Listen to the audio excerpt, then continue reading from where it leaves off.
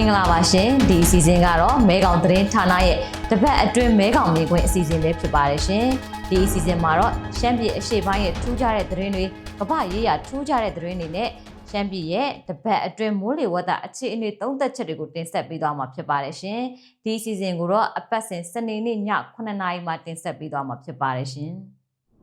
ပထမဆုံးတင်ဆက်ပေးခြင်းတဲ့သတင်းကတော့တာချီလိတ်မှာကြားဖြန့်တွေစရိုက်ဖမ်းမိနေပေမဲ့လက်ခံပြည်သူစစ်တွေလွတ်နေတဲ့သတင်းကိုတင်ဆက်ပေးခြင်းပါတယ်။တရားမဝင်တရုတ်နိုင်ငံသားတွေအများအပြားပါဝင်တဲ့ကြားဖြန့်လုပ်ငန်းတွေကိုတာချီလိတ်မြို့မှာဒီလပိုင်းအတွင်းစရိုက်ဖမ်းမိပေမဲ့သူတို့ကိုလက်ခံနေရချပေးထားတဲ့ပြည်သူစစ်တွေကိုတော့အရေးယူတာမရှိဘဲလွှတ်ပေးထားတယ်လို့ဒေသခံတွေကဝေဖန်ပြောဆိုနေပါတယ်။ဧပြီလ9ရက်တာချီလိတ်မြို့နယ်ပန်ကူကျွော်အတွင်းကတောတောင်ထဲမှာအခြေစိုက်လုပ်ကိုင်နေတဲ့ကြားဖြန့်လုပ်ငန်းကိုစစ်ကောင်စီတပ်ဖွဲ့တွေဝင်ရောက်ဖမ်းဆီးရမှာတရုတ်နိုင်ငံသား125ဦးနဲ့လာအိုနိုင်ငံသူတဦးဖမ်းဆီးရမိခဲ့ပြီးအဲ့ဒီနေရာဟာပြည်သူစစ်တွေစိုးမိုးတဲ့နေရာဖြစ်တယ်လို့ဒေသခံတို့ကပြောပါတယ်။အဲ့ဒီနေရာမှာကြားဖြန့်လုပ်ငန်းတွေလုပ်ကိုင်တဲ့အဆောင်ချက်ပြုတ်စားဆောင်အပါအဝင်လူနေအိတ်ဆောင်စတိုးဈေးဆိုင်အဆောင်ပစ္စည်းစတိုးဂိတ်ဝင်ထွက်ဆောင်တစ်လုံးနဲ့အိမ်သာအဆောက်အုံအပါအဝင်စုစုပေါင်းအဆောက်အုံ9လုံးကိုတွေ့ရှိခဲ့ရတယ်လို့စစ်ကောင်စီကသတင်းထုတ်ပြန်ထားပါတယ်။အဲ့ဒီအဆောက်အုံတွေကနေကြားဖြန့်လုပ်ငန်းတွေလုပ်ကိုင်နေတဲ့တရားမဝင်တရုတ်နိုင်ငံသားအမျိုးသား122ဦးနဲ့အမျိုးသမီး3ဦးလာအိုနိုင်ငံသာ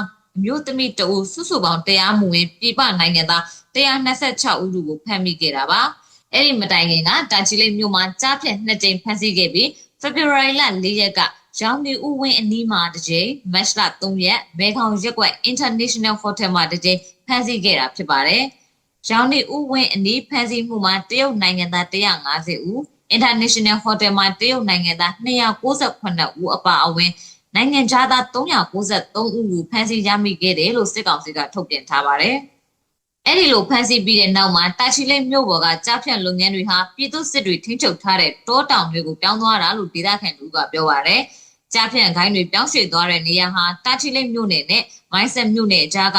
လွယ်တော်ခန့်ကျွော်အုပ်စုနဲ့မိုင်းတင်ကျွော်အုပ်စုတွေဖြစ်တယ်လို့ဒေသခံတွေကပြောပါတယ်။တာချီလိတ်မြို့နယ်အတွင်းမှာစစ်ကောင်စီတပ်လက်အောက်ခံဌာနေပြည်သူစစ်အဖွဲ့ပေါင်း100နီးပါးရှိပြီးမြို့ပေါ်မှာလည်းပြည်သူစစ်အဖွဲ့40ရှိတယ်လို့စစ်ကောင်စီရဲ့စီးရင်တွေအရသိရပါတယ်။ကြားဖြန့်လုပ်ငန်းတွေပြောင်းရွှေ့သွားတဲ့နေရာဟာတာချီလိတ်မြို့နယ်နဲ့မိုင်းဆက်မြို့နယ်အကြားကလွယ်တော်ခန့်ကျွော်အုပ်စုနဲ့မိုင်းတင်ကျွော်အုပ်စုတွေဖြစ်တယ်လို့ဒေသခံတွေကပြောပါတယ်။တာချီလိတ်မြို့နယ်အတွင်းမှာစစ်ကောင်စီတပ်လက်အောက်ခံဌာနေပြည်သူစစ်အဖွဲ့ပေါင်း100နီးပါးရှိပြီးမြို့ပေါ်မှာလည်းပြည်သူစစ်အဖွဲ့40ရှိတယ်လို့စစ်ကောင်စီရဲ့စီးရင်တွေအရသိရပါတယ်။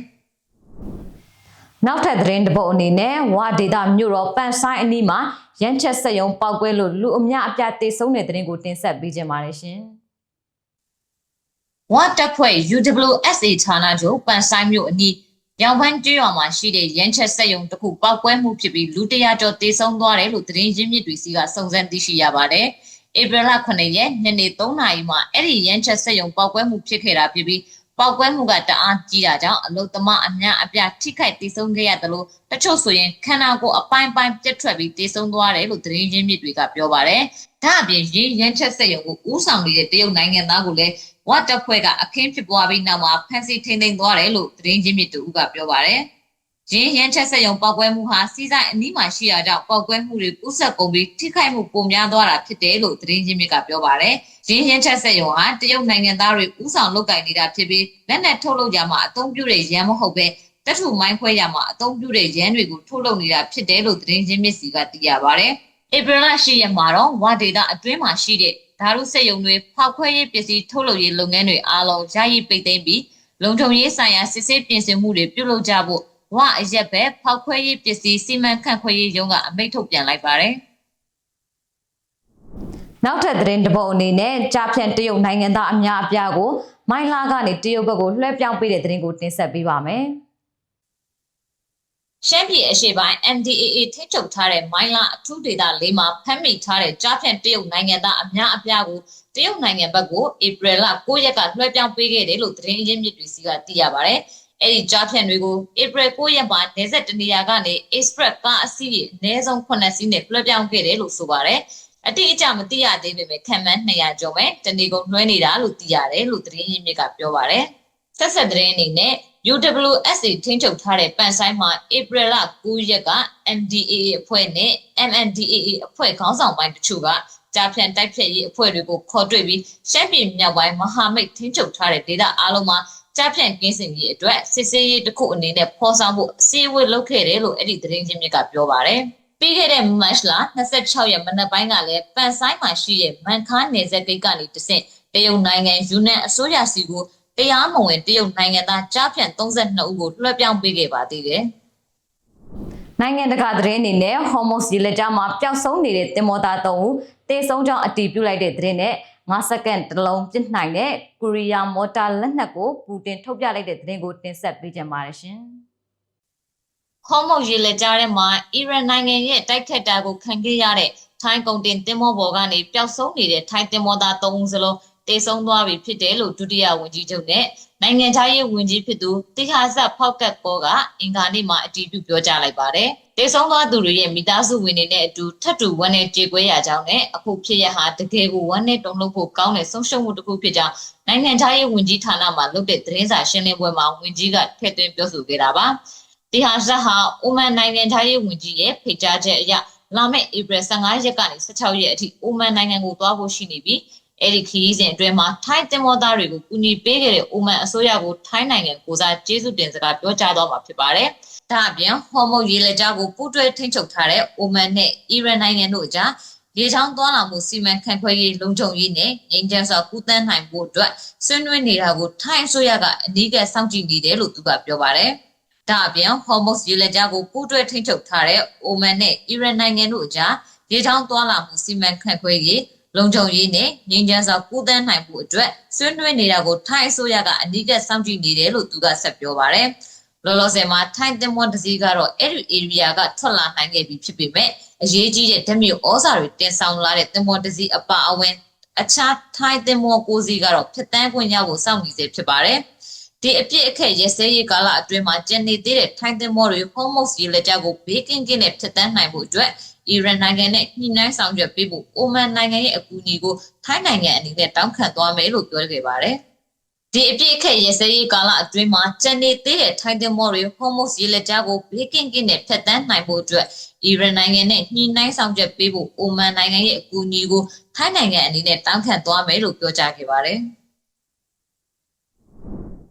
ရုရှားသမ္မတပူတင်ဟာ82မမမော်တာကြီးကို9စက္ကန့်တလုံးနှုတ်နဲ့ပြစ်နိုင်တဲ့ကိုရီးယားအမည်ရနောက်ဆုံးတီထွင်လိုက်တဲ့မြေပြင်လက်နက်စမ်းကိုထုတ်ပြခဲ့ပြီးမကြာခင်မှာယူကရိန်းကျူးကျော်စစ်အတွက်ပေးဖို့အသုံးပြုသွားဖို့ရှိနေပါတယ်။ကရင်မလင်အစိုးရကထုတ်ပြန်လိုက်တဲ့အဲ့ဒီဗီဒီယိုမှာတော့အဲ့ဒီလက်နက်ဟာလူအကူအညီမပါဘဲ9စက္ကန့်အတွင်းမော်တာကြီးတစ်လုံးကိုပြောင်းလဲသွင်းပြီးပြစ်မှတ်ကိုရွေးချယ်ပစ်ခတ်တာကိုမြင်တွေ့ရပါတယ်။ရုရှားစာဆောင်အာဂျီကအဲ့ဒီစက်ရုပ်လက်နက်ကိုထုတ်ပြန်ပြသခဲ့တာဖြစ်ပြီးဒါဟာအသေးစားမော်တာမိုဂျူနီစနစ်နဲ့အလိုအလျောက်အမြန်ပြစ်လက်နက်ကိုတီထွင်ထုတ်လုပ်ထားတာဖြစ်တယ်လို့စစ်ရွေးကျွမ်းကျင်သူတွေကသုံးသပ်ထားကြပါတယ်။မအောင်မမြင်ဖြစ်နေရတဲ့ယူကရိန်းကျူးကျော်စစ်ကာလအတွင်းမှာရည်စရာကောင်းတဲ့အထူးအဆန်းစစ်ရွေးတီထွင်စမ်းသပ်မှုတွေလုပ်ပြနေတဲ့ပူတင်ဟ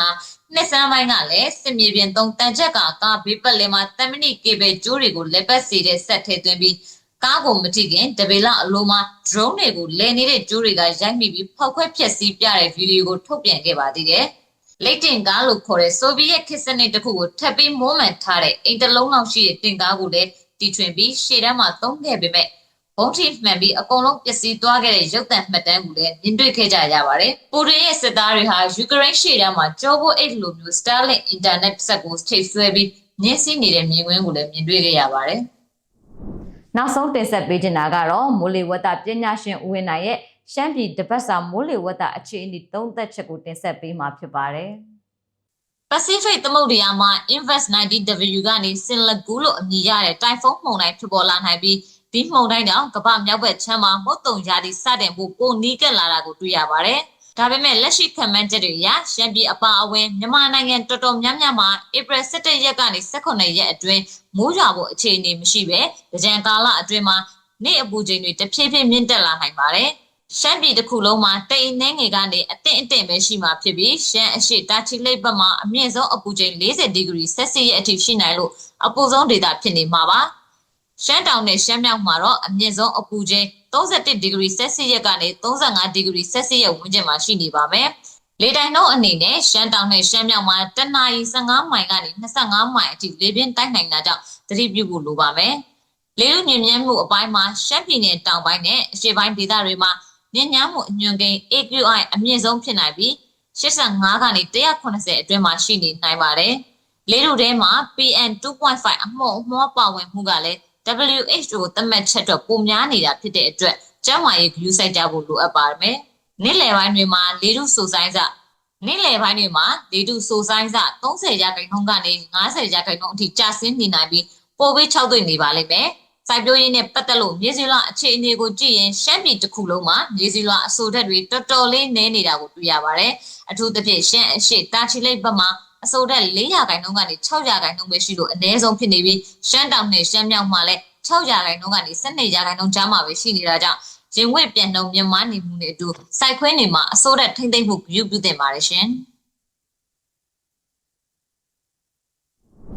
ဒီတစ်ပတ်အတွက်မဲကောင်သတင်းဌာနရဲ့တစ်ပတ်အတွင်းမဲကောင်မြေခွင့်အစီအစဉ်ကတော့ဒီလောက်ပါပဲရှင်ဒီအစီအစဉ်ကိုအပတ်စဉ်စနေနေ့ည9:00နာရီမှာမဲကောင်သတင်းဌာနရဲ့ Facebook နဲ့ YouTube Channel တွေကနေတင်ဆက်ပေးသွားမှာဖြစ်ပါတယ်ရှင်ပရိသတ်တွေအနေနဲ့လည်းမဲကောင်သတင်းဌာနကိုအကြံပြုချင်တာတွေရှိတယ်ဆိုရင်မဲကောင်သတင်းဌာနရဲ့ Facebook Messenger နဲ့ TikTok Messenger တွေကနေတွားရောက်အကြံပြုနိုင်ပါတယ်ရှင်အားလုံးပဲကိုကျမ်းမာပြီးစိတ်ချမ်းသာရှိကြပါစေရှင်